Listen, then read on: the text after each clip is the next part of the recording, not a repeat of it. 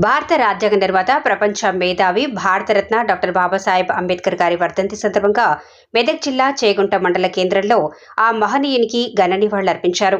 ఈ కార్యక్రమంలో ఎర్ర యాదగిరి, పుర్రా ఆగం, సాయిబాబా, సిరిగోజి దుర్గయ్య, స్టాలిన్ నర్సింలు, సోమ సత్యనారాయణ, చింతల భూపాల్, భోగరాజు, గాండ్ల రవీందర్, కట్ట శ్రేణు, దశరథ తదితరులు పాల్గొన్నారు.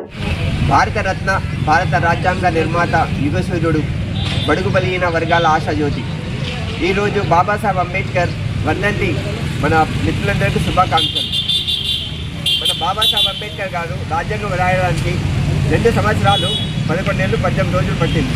ఈయన రాసిన రాజ్యాంగము 1950 జనవరి 26న అమల్లోకి వచ్చింది. మన ధర్మానికి మరణశాసనంగా రాసిన గొప్ప వ్యక్తి.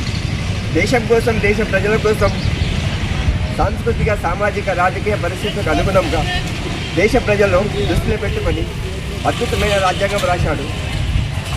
ఈయన రాసిన రాజ్యాంగంతో చాలామంది తలరాతలు మారాయి.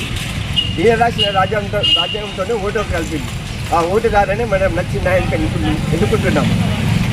గుడికి బడికి దూరంగా ఉన్న ప్రతి ఒక్క దళితుడిని ఒక తాటకు తీసుకొచ్చి మెల్తీ అని నీళ్ళు తాగిపించిన ఘనత మన బాబాసాహెబ్ అంబేద్కర్ది. చీకట్లో ఉన్న ప్రతి ఒక్క దళితునికి ఒక దారి చూపించిన బాబాసాహెబ్ అంబేద్కర్ గారికి ఇవే మా నివాళులు అర్పిస్తూ జై భీమ్, జై భారత్. మండల కేంద్రమైనటువంటి చేగుంట గ్రామంలో డాక్టర్ బాబాసాహెబ్ అంబేద్కర్ గారి యొక్క వర్ధంతిని ఘనంగా జరుపుకోవడం జరిగింది. భారత రాజ్యాంగ నిర్మాత బాబాసాహెబ్ అంబేద్కర్ గారు కేవలము మాలమాలిగలకే కాకుండా భారతదేశంలో ఉన్నటువంటి ప్రతి ఒక్కరికి ఆదర్శ ప్రియుడని నేను తెలియజేస్తున్నా. కొంతమంది ప్రజలు కూడా ఈ అంబేద్కర్ కోసం ఇంకా తెలియని వారు చాలామంది ఉన్నారని నేను తెలియజేస్తున్నా. అంబేద్కర్ జయంతి ఒకటే తెలుస్తుంది కానీ వర్ధంతి కూడా వాళ్ళకు తెలియదు.